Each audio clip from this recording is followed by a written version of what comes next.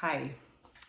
Did you know that a wife has zero ability to change her husband? So anytime a wife is uh, complaining about her husband, there's nothing you can say to her about, and criticize her husband that will help her. Criticizing her husband and furthering the complaining about the husband, agreeing with her about her husband, all of those, all they do is to help tear down the marriage. So, what do we do when women complain about their husbands? All we can do is tell them what they can do about them for themselves. We teach them about 1 Peter 3, 1 through 6.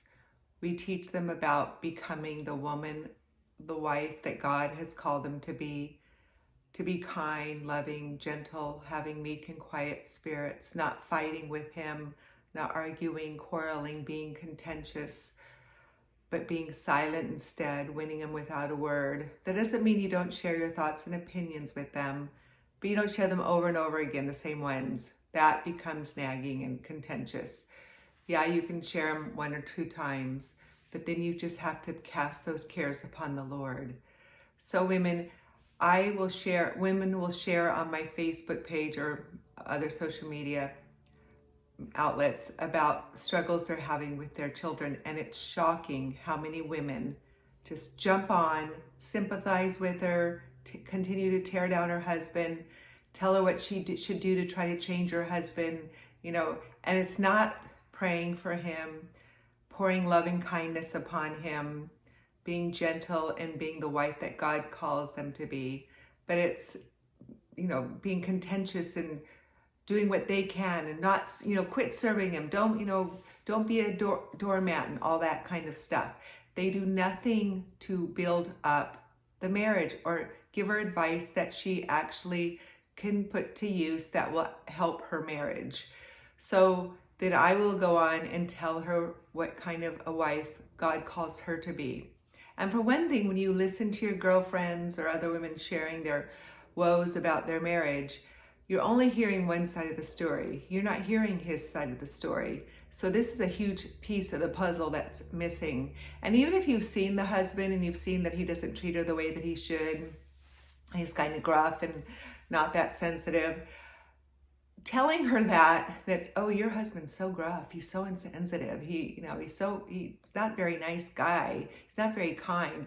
None of that's going to help her in her marriage because she has no ability to change him. Instead, pray for her. Look at the good qualities in her husband and help her to focus upon those instead. Help her to be strong in the Lord. Encourage her to be in the Word daily and find her comfort and her strength and our joy in him, because our joy isn't in our circumstances, who we're married to, how we're feeling that day. It's who we are in Christ, what he's done for us. Our eternity is secure in him. So we have so many things to be joyful in because of what Christ has done for us and all the blessings we have. Help her to count her blessings. She might be married to a man that's not very sensitive, not very kind, but she probably has incredible children because of her marriage to him. Tell her to, be thankful for her children. And if he's working hard to provide, tell her to be thankful for those things. Look for things that she can be thankful about in her husband, but never, never, never, never tear a woman's husband down in front of her. And if she's complaining about her husband, just talk to her in a way that will encourage her in how she can be the wife that God has called her to be, and winning him without a word. And that a transformed life is the most powerful testimony to her husband. And we're even supposed to pour heaping burning coals upon our enemy's head. That means wives are supposed to pour love and grace upon their husbands.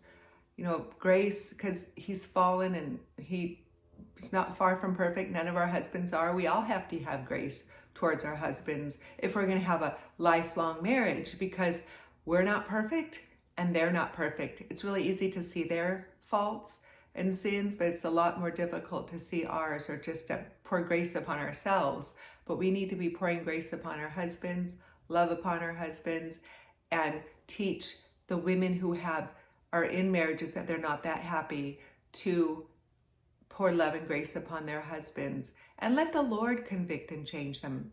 They have no power to convict and change their husbands, but they just need to cast all of their cares every night in bed that they have about their husband onto the Lord, and things that they would like to see the Lord work in their husbands' lives, and then just leave it there. His burden's light. He wants us to cast all of our burdens upon him.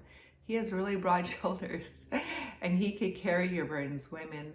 So instead of tearing down your own marriage with critical thoughts, or other women's marriages by agreeing with them, oh yeah, he's so unkind, he's so insensitive, start building their marriage up by teaching and encouraging her to be the wife that God calls her to be, with a meek and quiet spirit, not contentious, not quarreling, but gentle and kind and loving.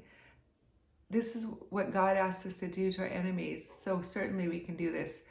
So certainly wives can do that with husbands who are not that kind or not generous or whatever. So women, start building up marriages, build up your own, and build up those around you. And even on social media, stop trying to tear them down, but build them up. Because this is what wise women do. They build their homes up. Bye-bye.